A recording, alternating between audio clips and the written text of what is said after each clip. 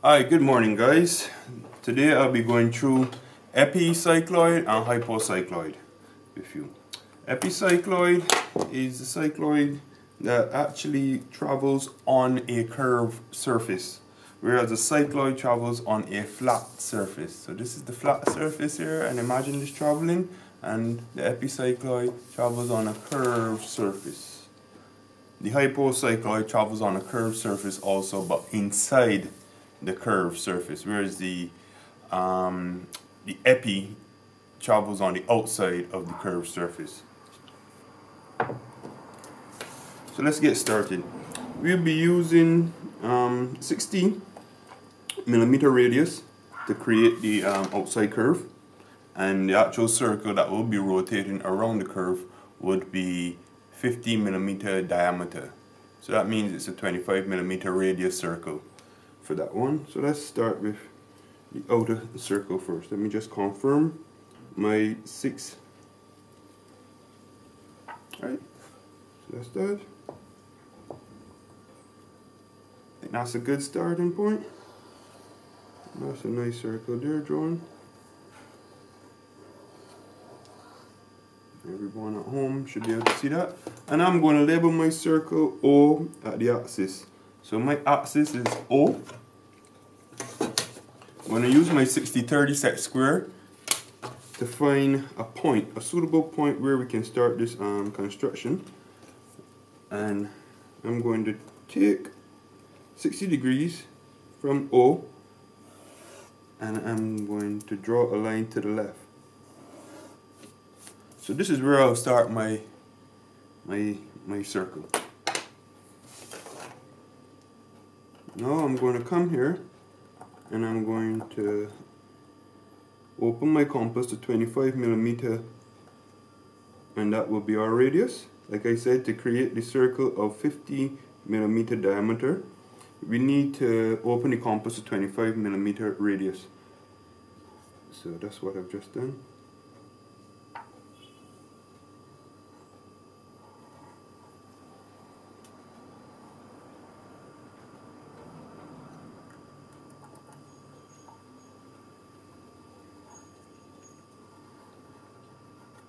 Good.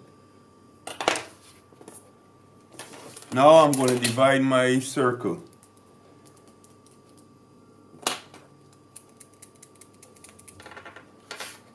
I'm going to divide the circle using the same 60-30 set square.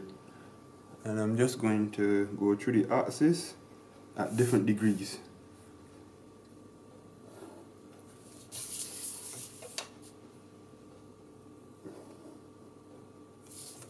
One of the points actually needs to be placed in with the sets, with the T-square and the horizontal division, and that is what I'll put in last.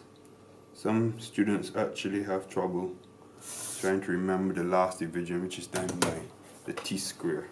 So I'm going to label my circle now. I start here at 12 because I always use the clock. So we go 12, 1, 2, 3, 4, 5, 6, 7, 8, 9, 10, 11. Okay. So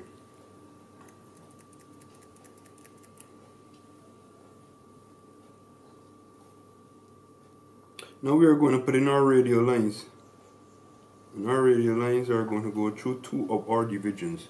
And these 2 divisions are usually on opposite sides. So 6 and 4 would be one line. 7 and 3 would be another line. 8 and 2 would be another line. 1 and 9, 1, 10 and 2, and finally 11 by itself. 11 being at the top of the circle.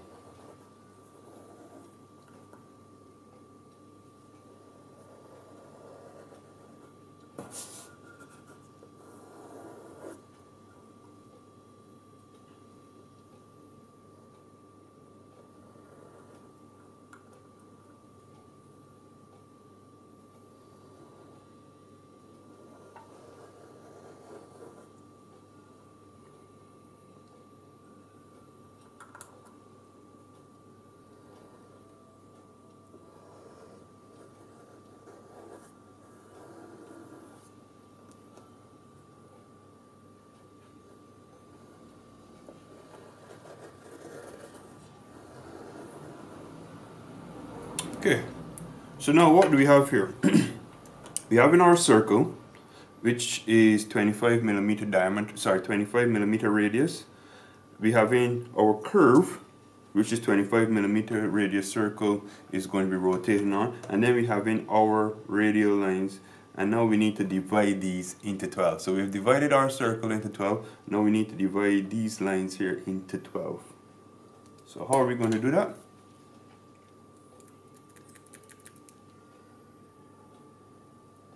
We're going to take a distance of any division on the circle. So I like to use the distance between 5 and 6. Take that, and okay, before we do that, we need to put in our center line stemming from the actual axis of the circle. This line I normally like to insert dashed. The reason why I'm inserting this line dashed is so that you can actually identify this line easily when looking at the construction. So now back to grabbing the division interval between 5 and 6. Guys, it could be any interval. It could be interval of 12 and 1, 1 and 2, any interval, you know. And we start. So now I'm going to go down on my center line, which has been dashed in, and I'm going to make 12 equal divisions on this line using that same measurement that I took from the circle. So now we have 1, 2, 3, 4, 5, 5, and we got 6, 7, 8, 9, 10, 11,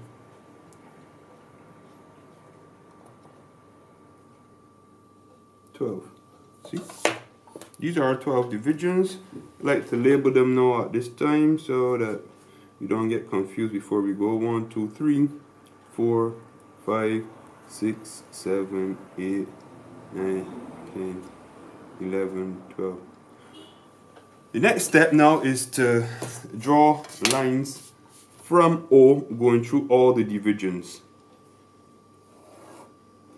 So we go, O goes through 1, O goes through 2, a line from O going through division 3, all the way along.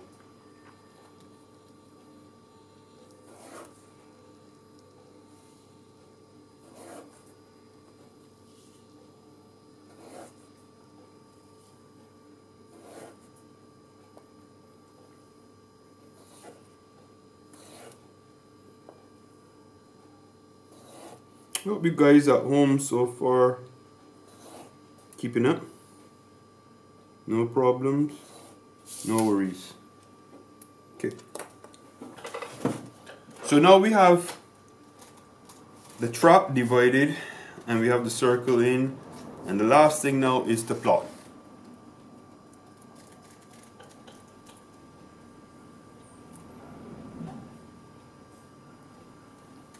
So we take back at the radius of the circle, which we all know is 25 millimeters, and we go down each point on the division on the center line, which has a division. So we stop the compass there. So the first thing we do is 0 and 5. So that's the start. So we can put a little note here. That's the start.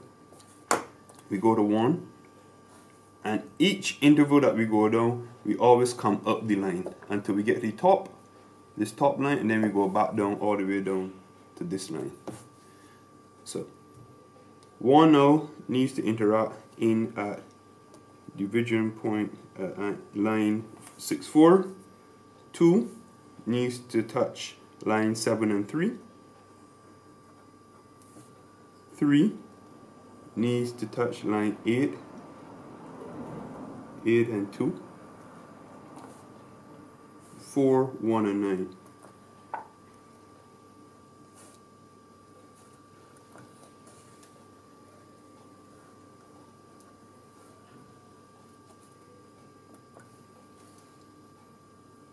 And 6 is always directly above.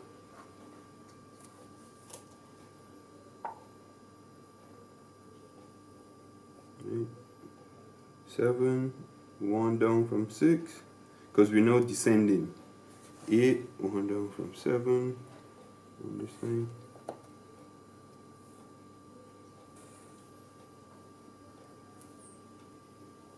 10,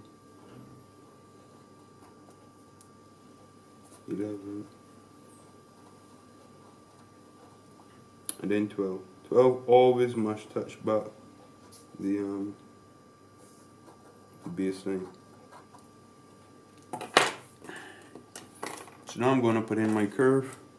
First I'm going to put it in with a light pencil.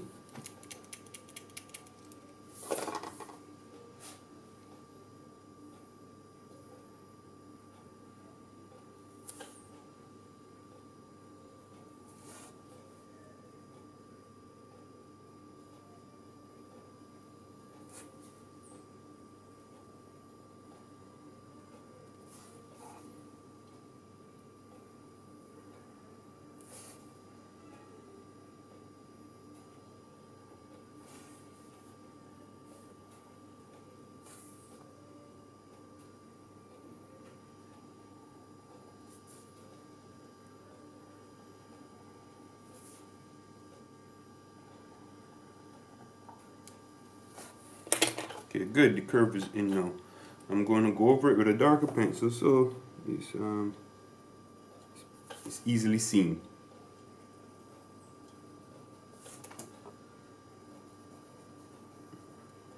And this circle, or sorry, this curve is called an epicycloid again. And it's an epicycloid because it travels on the outside of the circle, that it travels on the outside of the curve. Now